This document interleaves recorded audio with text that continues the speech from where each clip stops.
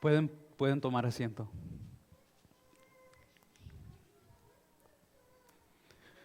La Biblia dice en Salmo 107, versículo 20, envió su palabra y los sanó.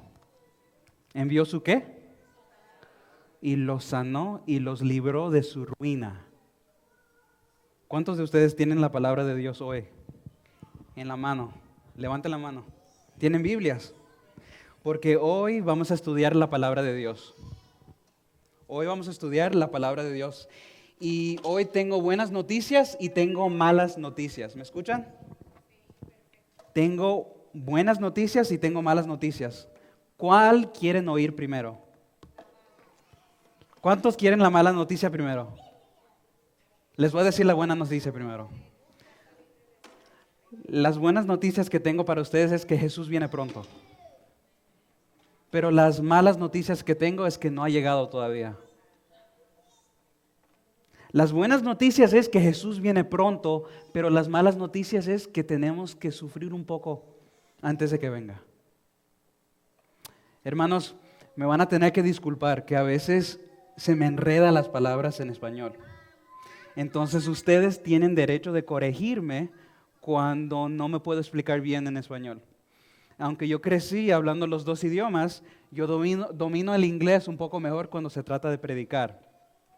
Pero hoy, para comenzar, les quiero decir una historia. Les quiero contar una historia de un periodista que se llama Malcolm Muggeridge.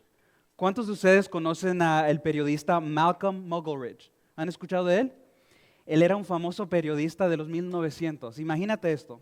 Él estaba en un viaje en la India porque tenía un reportaje allá.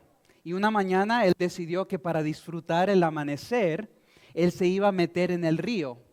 Pero a la misma vez que se metió en el río, él vio de lejos una mujer que se había metido en el río también para su baño rutinario. Cada mañana esta mujer se metía en el río y esta mañana Malcolm había decidido que se iba a meter al río y la ve de lejos desnuda. Ahora Malcolm se quedó ahí un poco demasiado tiempo y empezó a contemplarla. Empezó a mirarla de lejos, imaginarse cosas indecentes, exponiendo los problemas que él tenía en su propio matrimonio. Entonces Malcolm decidió que este día él se iba a arriesgar y iba a llegar hacia ella y empieza a nadar.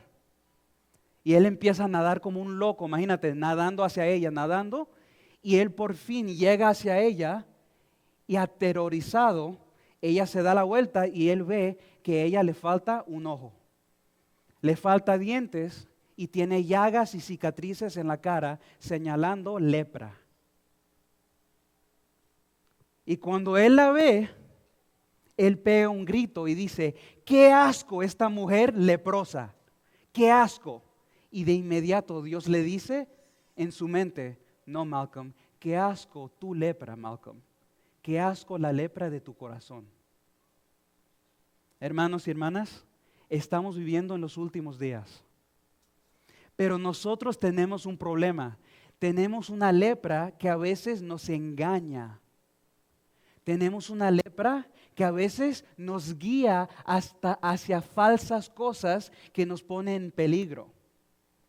Yo quiero que ustedes abran sus Biblias a 1 Corintios 2, 14 al 15.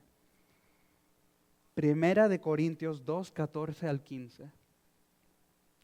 Lo que es importante para nosotros entender es que nuestros sentidos nos engañan. Nuestra carne nos pone a riesgo de no captar ni entender lo que Cristo quiere para que nosotros sepamos en estos últimos días. Entonces, en la Biblia, quiero que vayan a 1 Corintios 2, 14 al 15. Y mira lo que dice, hermanos. 1 Corintios 2, 14 dice, pero el hombre natural no percibe las cosas del Espíritu de Dios, porque le son necedad y no las puede entender, porque se han de discernir espiritualmente. En cambio, el hombre espiritual discierne todas las cosas y él no es enjuiciado por nadie. El problema que tenemos es que nosotros confiamos demasiado en nuestros sentidos. Confiamos demasiado en nuestras opiniones. Y el enemigo puede usar eso para malinterpretar los tiempos en cuales estamos viviendo. Pero hoy queremos estudiar la Biblia como pueblo de Dios. Imagínate, hermanos y hermanas, que Dios nos ha dado un regalo. Él ha dado a su pueblo el espíritu de ¿qué? Profecía. Desde Adán. ¿Ustedes se acuerdan de la primera profecía en la Biblia? ¿Cuál fue? ¿Cuál fue la primera profecía en la Biblia? Dios dio a Adán y Eva la profecía de que iba a venir un Mesías que iba a destruir ¿a quién? La serpiente. Hoy en día nosotros somos el pueblo de Dios y también tenemos el regalo de profecía.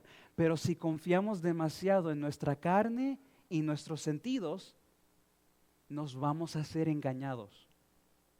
Entonces, antes de comenzar, voy a orar con ustedes y pido que oren por mí. Oremos. Querido Señor, te queremos agradecer, Señor, por este día y por este sábado. Sabemos, Señor, que este tema de hoy es súper importante, especialmente por las cosas que están sucediendo hoy en día en Estados Unidos, en el mundo y en Israel. Pedimos que nos llenes de tu Espíritu Santo y que nos abras los ojos para que podamos ver que Cristo viene pronto. En tu nombre lo pedimos, Señor. Amén. ¿Qué es el nacionalismo cristiano? ¿Han escuchado de esto? ¿Han escuchado de esto? El nacionalismo cristiano. ¿Cuántos de ustedes ven el noticiero? 1, 2, solamente 2. Pues bueno, porque el noticiero es bien tóxico a veces. Pero es importante de que sepamos algo está pasando en este mundo y Dios quiere que nosotros estemos preparados. Mira esto. ¿Qué es el nacionalismo cristiano? Dominionismo es el predecesor del nacionalismo cristiano. Y dominionismo es un término usado para describir la filosofía de cristianos conservadores, políticamente activos, que según se cree buscan ejercer influencia o control sobre el gobierno civil y secular a través de la acción política, especialmente en los Estados Unidos, y cuyo objetivo es el establecimiento de una nación gobernada por cristianos o de una nación gobernada por una comprensión cristiana conservadora de la ley bíblica. En otras palabras, hay un grupo muy poderoso en este mundo y en este país que quiere hacer las leyes de este país que aparezcan más cristianas como las leyes de la Biblia. ¿Cuántos creen que eso es una buena idea?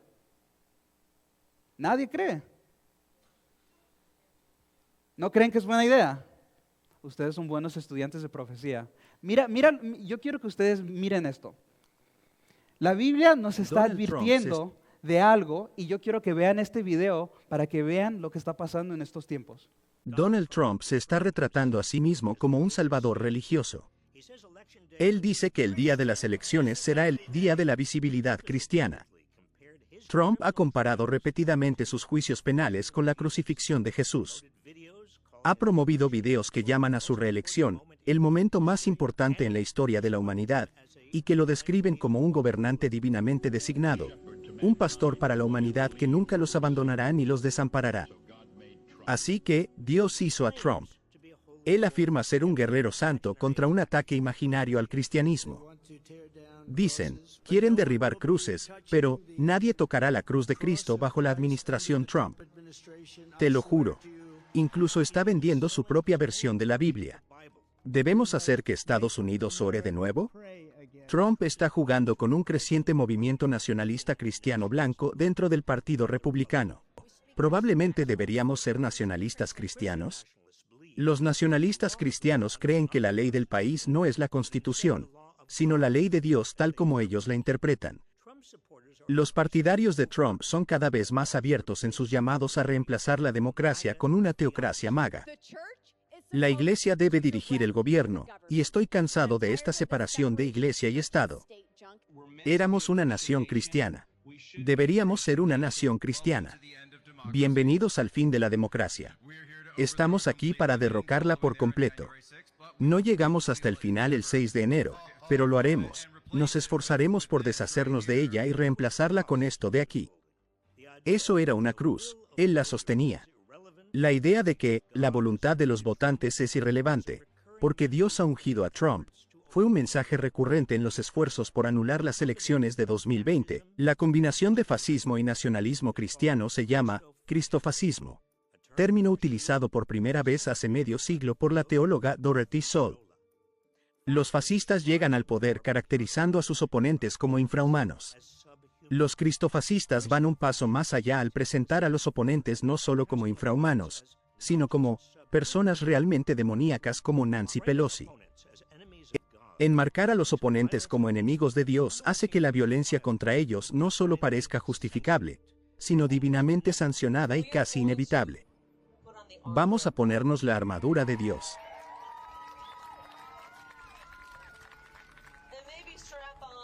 Quizás nos pongamos una Glock al costado por si acaso.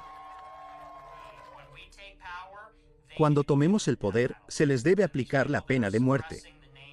Estas personas que están suprimiendo el nombre de Cristo y suprimiendo el cristianismo, deben ser absolutamente aniquiladas cuando tomemos nuestro poder. Hermanos y hermanas, ¿están notando el peligro? Algo pasa cuando uno empieza a interpretar la Biblia con ideas políticas. Hay un grupo bien poderoso que está tratando de remover la Constitución y causar que este país empiece a seguir unas leyes bíblicas. Y el que no sigue esas leyes son demoníacas. ¿Entienden? A pena de muerte.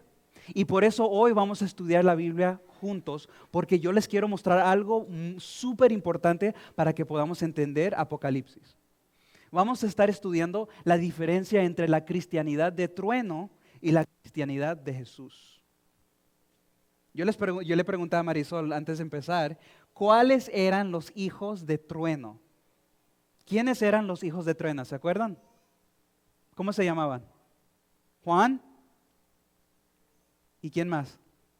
¿Y su hermano cómo se llamaba? Mira lo que dice la Biblia, hermanos. A Jacobo, hijo de Zebedeo, y a Juan, hermano de Jacobo, a quienes apellido Boanerges, estos es hijos del trueno. Jacobo y Juan eran los hijos del trueno.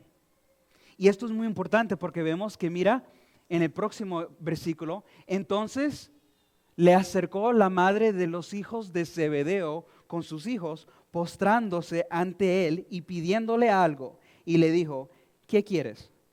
Ella le dijo, ordena que en tu reino se sienten estos dos hijos míos, el uno a tu derecha y el otro a tu izquierda.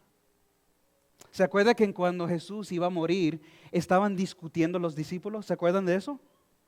¿Qué estaban discutiendo? Estaban discutiendo qué posición iban a tener en el reino de Dios. Pero lo que es interesante es que los hijos de trueno tenían otra idea del reino de Dios. Hay un ex pastor bautista del sur y líder denominacional llamado Russell Moore que concedió una entrevista en NPR hace un tiempo. Él habló sobre algunos pastores con los que trabaja, quienes están recibiendo muchas quejas de sus congregaciones cuando predican sobre la ética y los valores de Jesús. Entonces, cuenta la historia de este pastor que predica la famosa advertencia de Jesús de dar la otra mejilla y amar a sus enemigos. Cuando el pastor terminó su sermón, un miembro enojado interrumpió al pastor y le dijo, ¿de dónde sacaste esos puntos de vista liberales? Después de compartir aún más historias como esa, el Dr. Moore le dijo a NPR, y lo estoy citando, lo que fue alarmante para mí es que en la mayoría de estos escenarios, cuando el pastor decía, estoy citando literalmente a Jesucristo, la respuesta no fue, perdóneme, pastor, sino que la respuesta fue, sí, pero eso ya no funciona. Eso es cobarde, dijo Moore. Cuando el pastor estaba citando a Jesús, la congregación dijo, eso ya no funciona. Vivimos en un mundo que está aceptando una falsa cristianidad sobre la cristianidad verdadera. Y nosotros como estudiantes de la Biblia y adventistas del séptimo día, necesitamos poder discernir la diferencia entre la cristianidad verdadera y la cristianidad falsa. Mira lo que vamos a leer ahorita. Juan 6, 14 al 15. Mira lo que dice. Aquellos hombres entonces, viendo la señal, pon atención, mira esto. Aquellos hombres entonces, viendo la señal que Jesús había hecho, dijeron, este verdaderamente es el profeta que había de venir al mundo. Pero entendiendo Jesús que iban a venir para apoderarse de él a fuerza y hacerle rey, volvió a retirarse al monte él solo. En el capítulo 6 de Juan, el pueblo de Dios, Israel, vio que Jesús estaba multiplicando el pan y él dio de comer ¿a cuántos? 5,000. Entonces imagínate, en lugar de decir, aquí está el Mesías que nos va a rescatar del pecado, ¿qué dijeron los hombres? Aquí hay un hombre poderoso y lo queremos hacer rey, ¿pero a qué? A las fuerzas. Y es por eso que Jesús se escondió. Porque el tipo de reino que tenían en mente era este. ¿Ustedes ven esta imagen? El reino que tenían los israelitas durante el tiempo de Jesús era un reino parecido a este. Estaban esperando un rey majestuoso con oro y un ejército. ¿Para qué? Para destruir almas, para matar a los romanos, para matar a los liberales, para matar a los maleantes y a los mendigos. Entonces imagínate que cuando llega un carpintero con lodo abajo de las uñas, imagínate cómo se sintieron los israelitas. Quiero que abran sus Biblias a Lucas 9, 51 al 56 y voy a pedir a un hermano que me lo lea, pero a voz alta como si está predicando. Y Ismael tiene el micrófono. Yo quiero que ustedes estudien este versículo para que puedan entender que los hijos de trueno, esta es una imagen de Jacobo y Juan. Ellos querían tener una gran posición en un reino de Dios, pero no era el reino adecuado. El que tenga Lucas 9, 51 a 56 y me lo quiere leer, levante la mano por favor. Amén. Gracias, hermana. Lucas 9, 51 al 56. Cuando se cumplió el tiempo en que él había de ser recibido arriba, afirmó su rostro para ir a Jerusalén. Y envió mensajeros delante de él, los cuales fueron y entraron en una aldea de los samaritanos para hacerle preparativos. Mas no le recibieron, porque su aspecto era de ir a Jerusalén. Viendo esto, sus discípulos Jacobo y Juan dijeron: Señor, ¿quieres que mandemos que descienda fuego del cielo, como hizo Elías, y los consuma? Entonces volviéndose él, los reprendió diciendo: Vosotros no sabéis qué de espíritu sois, porque el Hijo del Hombre no ha venido para perder las almas de los hombres, sino para salvarlas. Y se fueron a otra aldea. ¿Qué está pasando en estos versículos? Imagínate que la mamá de Jacobo y de Juan quieren que sus hijos pertenezcan al reino de Jesús, pero a la vez los hijos de esta mujer, Jacobo y Juan, querían destruir a los samaritanos porque rechazaron a Jesús. Este versículo demuestra la mentalidad que tenía Jacobo y Juan. El reino que ellos querían que Jesús establezca en esta tierra era un reino de persecución y de venganza. Era un reino donde el hermano de la calle que rechaza a Cristo, pues uno agarra una pistola y lo mata. Este es el reino del nacionalista cristiano. Hermanos, hoy vamos a estudiar los evangelios, pero queremos estudiar una guerra entre cristianidad. Jesús, por supuesto, representa la cristianidad verdadera, pero hay otro que representa la cristianidad falsa. Y les voy a hacer un reto. El que me pueda decir qué significa una palabra, los voy a llevar a comer. Después del sábado, uno de estos días. Pero necesito que se pongan a leer estos versículos con atención. Entonces, mi amigo pasó unos papelitos y alguien tenía Mateo 27, 15 al 18. Levante la mano el que tenía Mateo 27, 15 al 18. Quiero que el hermano me lo lea, pero a voz alta y con fuerza, porque este versículo les va a decir algo.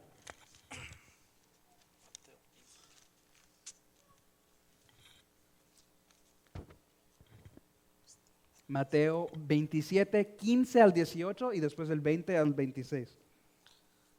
En el día de la fiesta, el gobernador solía soltar a un preso, a quienes el pueblo quisiera. Tenían entonces un preso famoso llamado Barrabás. Cuando se juntó a la multitud, Pilato les preguntó: ¿a quién queréis que os suelte? ¿A Barrabás o a Jesús llamado el Cristo? Porque sabía que por envidia lo habían entregado. Versículo 20, por favor.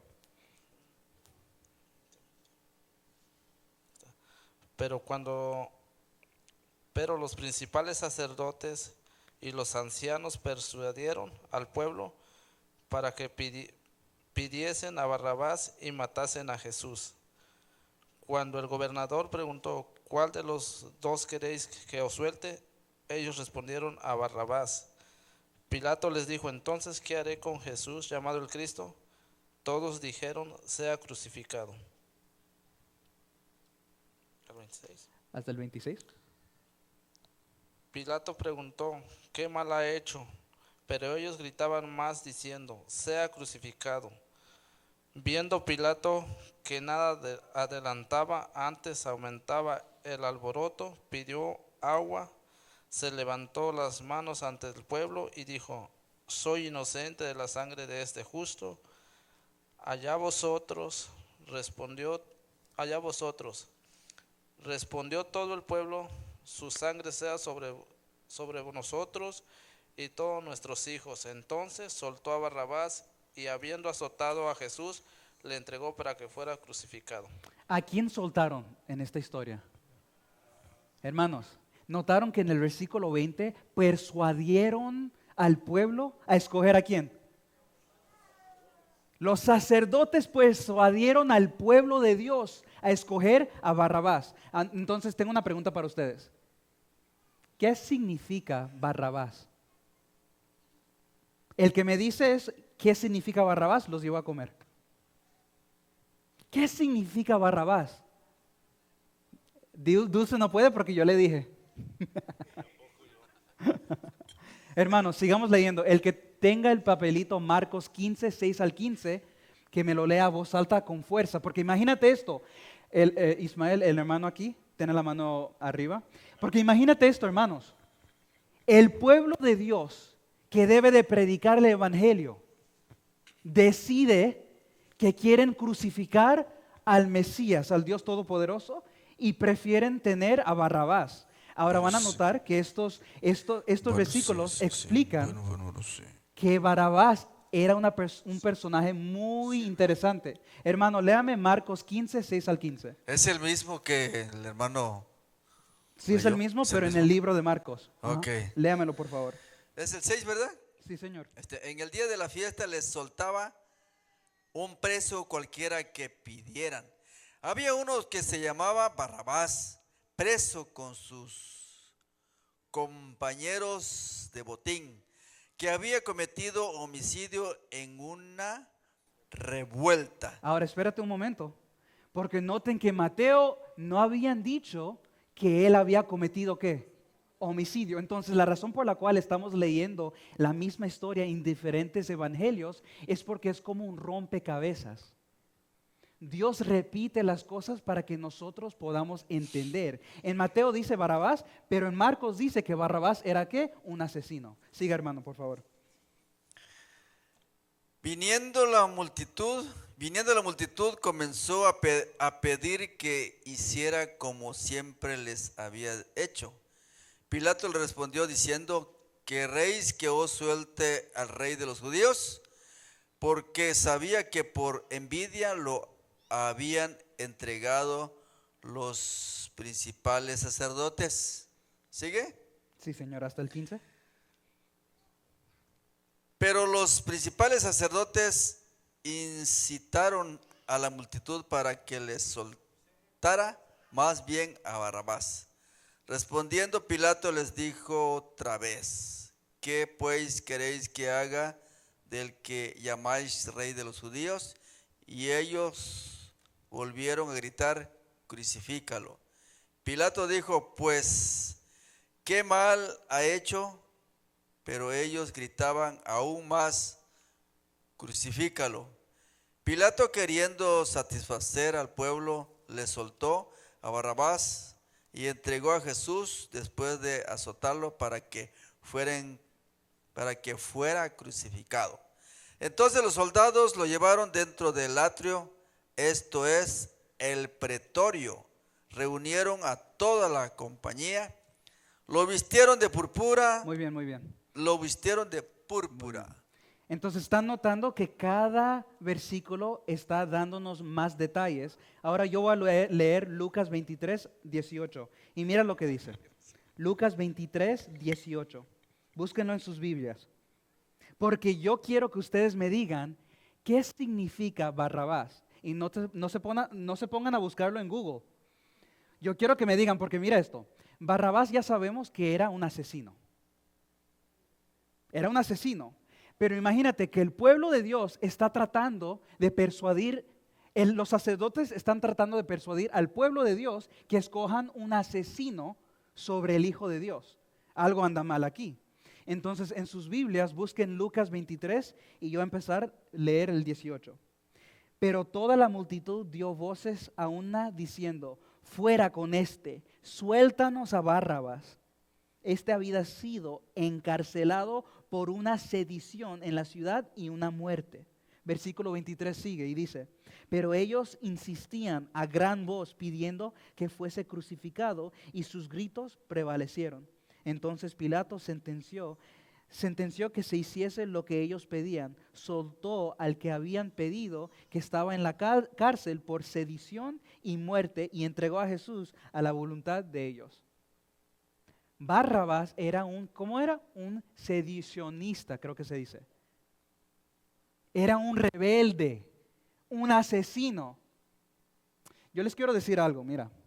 En la Biblia, en Apocalipsis, dice que como Jesús se enfrentó a Satanás en el desierto, en los últimos días, el pueblo de Dios se va a enfrentar también al diablo en el desierto.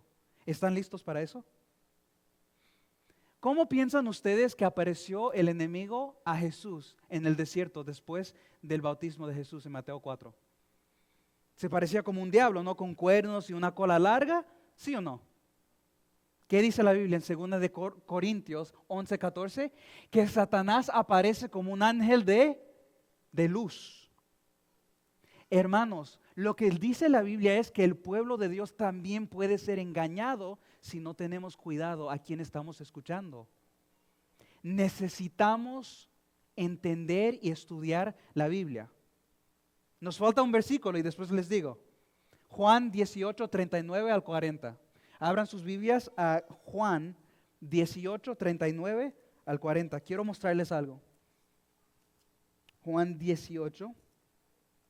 Ahora mira lo que dice esto. Juan 18, 39 al 40. Pero vosotros tenéis la costumbre de que os suelte un preso en la Pascua. ¿Queréis que os suelte el rey de los judíos? Entonces todos volvieron a gritar: a este no, sino a Barrabás. Y Barrabás era un ¿qué? Asaltante. Este hombre era un criminal, un asesino, asaltante y un ladrón, dice la Biblia. Entonces mi pregunta para ustedes es: ¿cómo así que el pueblo de Dios pudo escoger a un criminal asesino sobre Jesús? A veces yo me pongo a pensar, yo no soy capaz. pero cada día Dios me demuestra mi condición tan pecaminosa. El pueblo de Dios tiene que estar preparado en entender las Escrituras para que no repita esta historia. ¿Serán ustedes también persuadidos? Hoy en día hay muchos falsos profetas por YouTube. Hace unos años atrás yo estaba mirando un video de YouTube y había un disque profeta y estaba diciendo, y esto fue años antes de que Trump fue elegido como presidente por la primera vez. Y esta persona dijo que él tuvo un sueño de Dios, que Trump iba a ser el Mesías de Estados Unidos. Imagínate esto. Y dijo que como el nombre de él es Trump, Trump es la clave para entender las 7 trompetas de Apocalipsis. Si nosotros no estudiamos la Biblia, fácilmente los falsos sacerdotes nos pueden engañar. ¿Serán ustedes también persuadidos? Hermanos, ¿qué significa Barrabás? ¿Qué significa Barrabás? Yo quiero salir con ustedes a comer. Cuando el sol se ponga, yo los llevo a Olive Garden ahorita. ¿Qué significa? ¿Quién dijo eso? ¿Quién dijo hijo del Padre? La hermana sabe. ¿Buscaste por Google? ¿Cómo supiste? ¿Buscaste por Google? Amén. Pues por lo menos, hermanos, les voy a mostrar algo. Si tú divides la palabra Barrabás, en hebreo, bar significa hijo. En Marcos 14:36, Jesús dice ¿qué? ¿Qué dice Jesús? Marcos 14:36. Decía, Abba, Padre, todas las cosas son posibles para ti. Aparta de mí esta copa, sin embargo, no lo que yo quiero, sino lo que tú quieras. ¿Qué significa Abba? Padre. Nuestro Señor Jesús, con gotas de sangre, estaba orando a su Padre. Imagínate esto. Abba significa padre. Bar significa hijo. Barrabás era un falso hijo de ¿quién? La hermana lo dijo. El pueblo de Dios decidió crucificar al hijo verdadero del Padre y escogió a un falso hijo del Padre. El nacionalismo cristiano es una cristianidad, ayúdame con, ahí está, es una cristianidad que está preparando a este país en recibir a Satanás como ángel de luz. Nosotros somos estudiantes de la profecía. Está en nuestro nombre. Adventistas del ¿qué? Séptimo día. Estamos esperando la venida de nuestro Jesús, pero el Jesús ¿qué? Verdadero. Pero hay un montón de gente que se está preparando en recibir al Barrabás. Ahora, acuérdate que habíamos leído en los evangelios que Barrabás era un asesino, un ladrón, un criminal y un rebelde. ¿Sabías que en Juan capítulo 8 Jesús está discutiendo con los mismos sacerdotes? Y los sacerdotes dicen, nosotros no sabemos quién es tu Padre, pero nosotros somos hijos de Abraham. Y Jesús respondió y dijo ¿qué? Ustedes son hijos de tu padre el diablo, que es un mentiroso y es un asesino desde el comienzo. ¿Ustedes ven la conexión? Jesús estaba diciendo que ustedes no saben que si siguen con esa mentalidad política, ustedes van a escoger a un ladrón que vino para azotarlos y me van a rechazar a mí, el que vino a rescatarlos de tus pecados. Hoy la iglesia adventista tiene una gran misión. Nos vamos a enfrentar a unos Goliates, unos gigantes. Ustedes, yo y Jeremías y Dulce Ismael andamos en estudio bíblico a cada rato. Ustedes han notado en el noticiero cómo Ahora el gobierno tiene ejércitos, National Guard, ICE, agentes de ICE, entrando por las avenidas, tocando las casas, las iglesias, sacando presa a la gente. ¿Han visto eso? Y una vez entonces estábamos hablando yo y Jeremy, y él me dijo, lo que es interesante es que la Biblia nos dice que muy pronto ellos no van a estar buscando a los inmigrantes como nosotros, pero a las adventistas van a poner presos. ¿Han escuchado de esas cárceles en El Salvador? Hay un presidente que se llama Nayib Bukele, que él ha creado prisiones, cárceles enormes, pero dizque para los maleantes. Pero nosotros como estudiantes de profecía tenemos que ver las cosas claras. Esas prisiones no son para la gente de Turquía o de México. Esas prisiones son para un día tener a los que adventistas. Porque nosotros vamos a estar predicando el Cristo verdadero. ¿Entienden eso? Las cosas que pasan en este mundo, Satanás las está usando para engañar al mundo, pero nosotros no debemos de ser engañados. Segunda de Corintios 5:7 dice, andamos nosotros por ¿qué? Fe y no por la vista. No podemos ser engañados como el periodista. Las cosas están malas. Pero el pueblo de Dios ahora tiene que tomar esta oportunidad para predicar el evangelio eterno. Porque Jesús viene pronto. Pero antes de que Jesús venga, vendrá Barrabás. Mira lo que dice el espíritu de profecía. Satanás ha usurpado el título de Dios de este mundo. Segunda de Corintios 4:4 lo dice. No lo es solo porque el hombre así lo elija. Fue representado como Barrabás cuando se le puso al lado de Jesús, quien hizo el mundo y todas las cosas que en él hay. Se le dio al hombre la oportunidad de elegir a quién queréis. ¿Qué os suelte? ¿A Barrabás o a Jesús, llamado el Cristo? Y no estamos hablando del mundo. La iglesia misma escogió a Barrabás.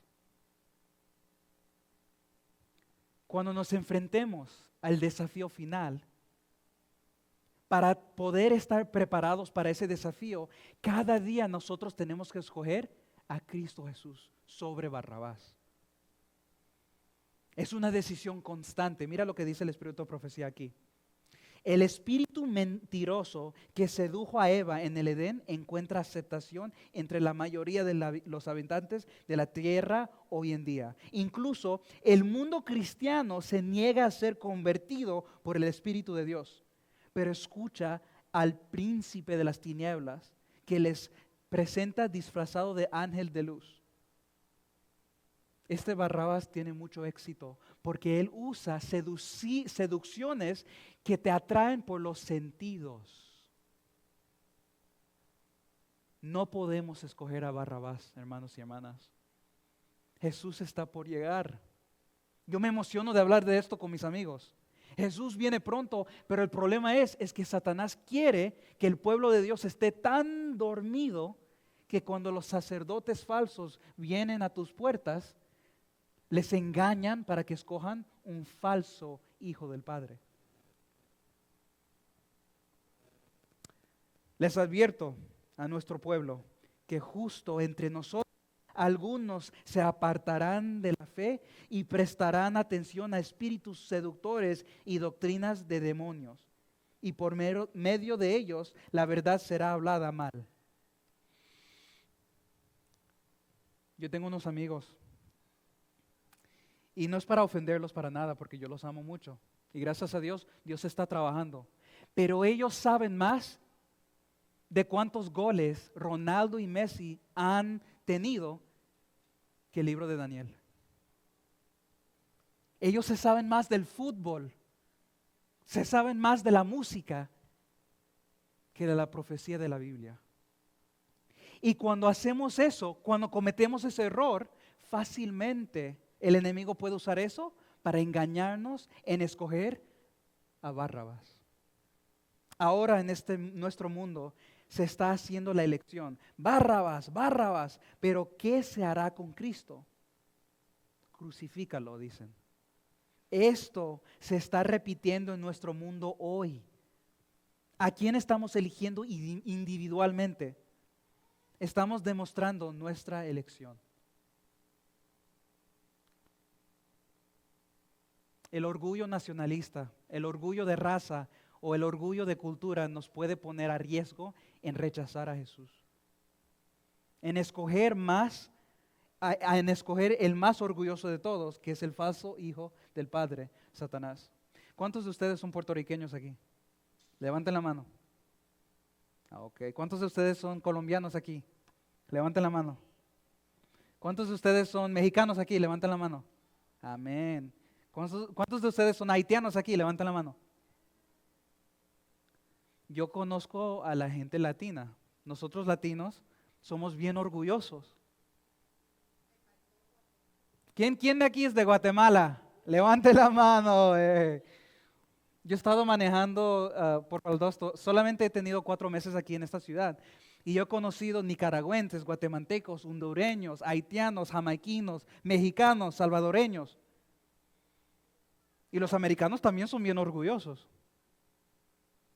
Piensen de esto. En los tiempos de Jesús, los israelitas eran bien orgullosos. Tenían un orgullo tan nacionalista que el mismo Dios en la carne estaba cerca de ellos y lo rechazaron. El problema es que cuando nosotros somos guiados por nuestros sentidos, empezamos a desarrollar un Cristo hecho en nuestra imagen. Yo me puse en una discusión con una amiga mía hace unos años atrás, porque ella me estaba diciendo que Jesús tenía los ojos azules. Y yo le dije, hermana, tú estás equivocada. ¿Cómo así que Jesús tiene ojos azules y es rubio? Jesús nació en Belén, en el Medio Oriente, bajo el sol. Yo le digo, hermana, Jesús era morenito como yo. Honestamente, nosotros siempre queremos hacer a Cristo que se vea como nosotros. Pero la Biblia dice que Él nos hizo a nosotros en su imagen. Hay una batalla constante. Satanás quiere seducir al pueblo de Dios para que caiga en la trampa de crear a un Dios de su propia imaginación. Por eso necesitamos estudiar las Escrituras.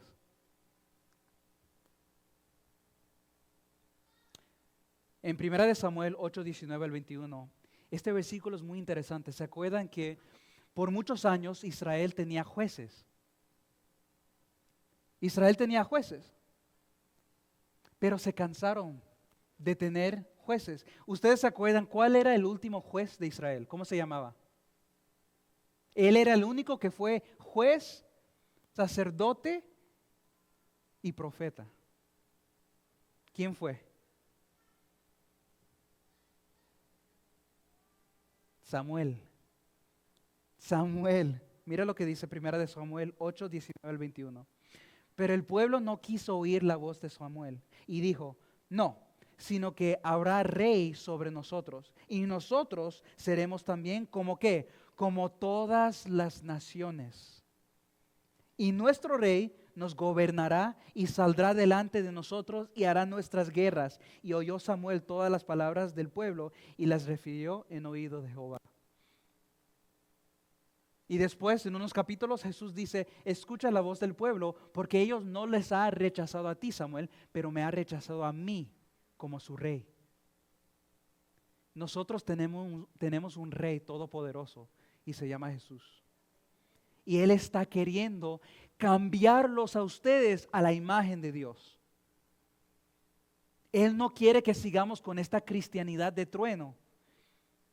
Él quiere que nosotros aprendamos a amar a nuestro prójimo. Pero necesitamos que Dios haga su cirugía de corazón en nosotros. Hermanos, Jesús viene pronto y nosotros tenemos que escoger. Sabes, yo nací en este país, pero fue criado aquí, criado aquí en Miami. Y mi mamá es colombiana y mi papá es haitiano. Y los colombianos son bien orgullosos. Los haitianos también. Pero yo he notado que a veces nosotros en las iglesias entramos a la iglesia con tanto orgullo de dónde venimos.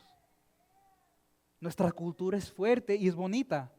Pero antes de ser haitiano, antes de ser mexicano, antes de ser americano, tengo que ser hijo de Dios. Tengo que ser siervo de Jesús. Yo nunca quiero en mi vida escoger a Barrabás ante Jesús. No se puede. No podemos hacer eso porque Él nos ha amado de una manera tan fuerte que dio su vida para uno. Barrabás no va a dar su vida para nosotros. ¿Sabes lo que Barrabás quiere hacer? Los quiere matar. Vino para destruir. Pero Jesús vino para que tengan vida en abundancia.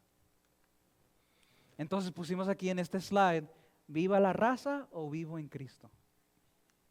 El nacionalismo cristiano es un enfoque en la cristianidad que tiene un saborcito bien americano.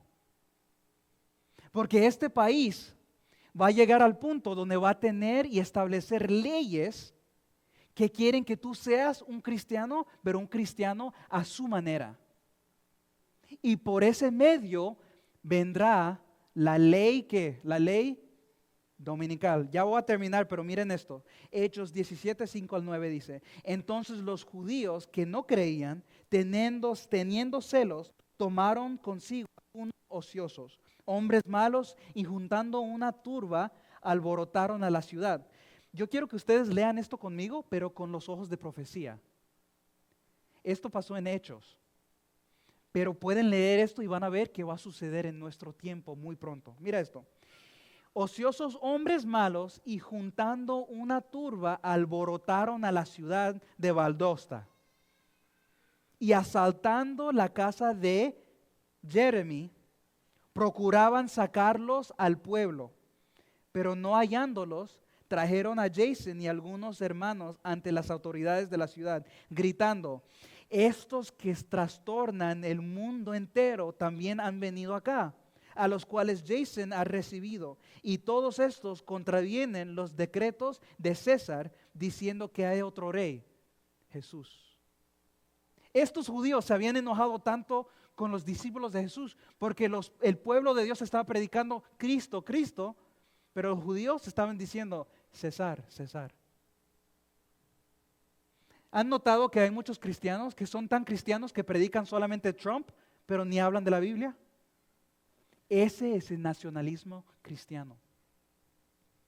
Y hay que inculcar las escrituras y la profecía a nuestros niños. Tenemos que hablar de estas cosas porque ya llegó el tiempo. Jesús ya viene y muy pronto van a alborotar la ciudad de Valdosta, New York City, San Francisco. Van a tocar tu puerta y decir: mira, mira, mira. Estamos viendo que ustedes están siguiendo el sábado de la Biblia, pero la ley de este país es la ley dominical. Jesús viene pronto. ¿Serán ustedes persuadidos? Para terminar, vamos a leer el libro de Apocalipsis, la profecía que habla de lo que va a acontecer. Esto es Apocalipsis 13, 11 al 12. Si tienen Biblias, pueden abrirlas o pueden ver conmigo aquí en el slide. Mira lo que dice. Después vi otra bestia que subía de la tierra y tenía 2 cuernos semejantes a los de un cordero. ¿Quién es el cordero de Dios? Jesús. Entonces, una bestia, esta bestia, ustedes saben lo que la profecía dice es una bestia. ¿Qué es una bestia en la Biblia? ¿Qué representa una bestia?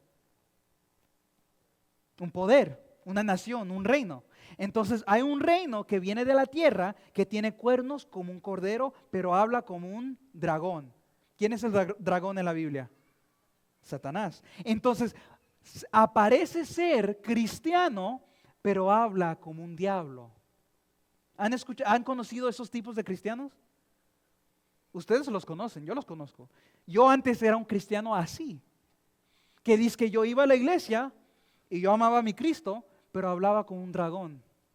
Yo hablaba de la hermana, Yo hablaba del hermano. Estaba en chisme, maldiciendo con mi boca a la vez y también predicando al Señor y hablando y alabándolo. Lo que dice es que viene un reino, un país que ya está aquí, que aparece ser cristiano, pero es un mismísimo diablo. Y amigos, si han notado, las noticias nos están diciendo lo que ya sabíamos como adventistas. Estamos viviendo en el último imperio que el mundo va a tener. Sigamos leyendo, mira lo que dice. Pero hablaba como dragón y ejerce toda la autoridad de la primera bestia en presencia de ella y hace que la tierra y los moradores de ella adoren a la primera bestia cuya herida mortal fue sanada. También hace grandes señales de tal manera que aún hace descender ¿qué? Del cielo. ¿Qué dice ahí? Amigos, les quiero decir algo muy importante. En griego, esta palabra fuego es pir. Pir, la palabra pir. Ahora mira esto. En Lucas capítulo 10, los discípulos están todos emocionados y vienen a Cristo y les dicen, Señor, Señor, hasta los demonios nos temen. Y Jesús les dice, de una manera bien solemne, Él les dice, no os alegréis que los demonios se asustan de ustedes, pero alégrense que sus nombres están escritos en los libros del cielo. Yo os vi, Satanás, caer del cielo como un pir, como un relámpago. Esta palabra en Apocalipsis que dice fuego del cielo, quiere decir un relámpago del cielo. Lo que quiero decir es que antes de que Jesús venga, aparecerá un relámpago que se llama Barrabás, disfrazado de ángel de luz. No caigan en la trampa. Vamos a terminar leyendo esto. Mira lo que dice. Mandando a los moradores de la tierra que le hagan imagen a la bestia que tiene la herida de espada y vivió. Ocurrirá una obra maravillosa.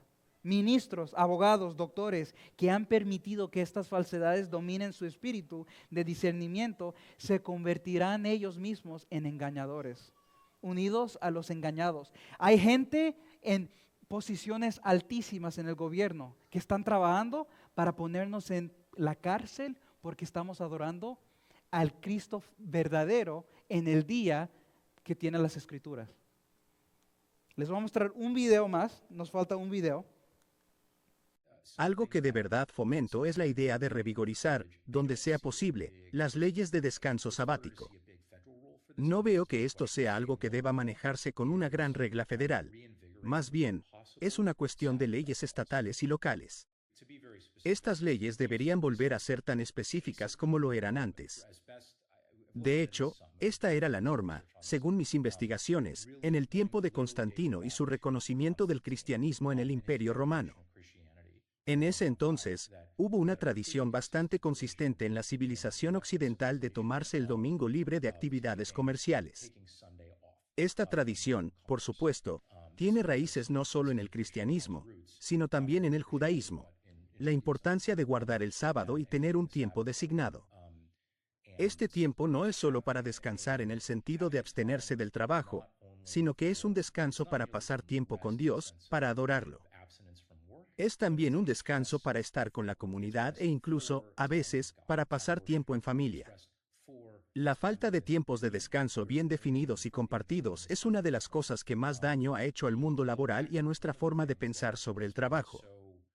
Tener un ritmo de trabajo y descanso más constante sería mucho más saludable y feliz. Además, ayudaría a la gente a conectar más fácilmente con el propósito de su trabajo.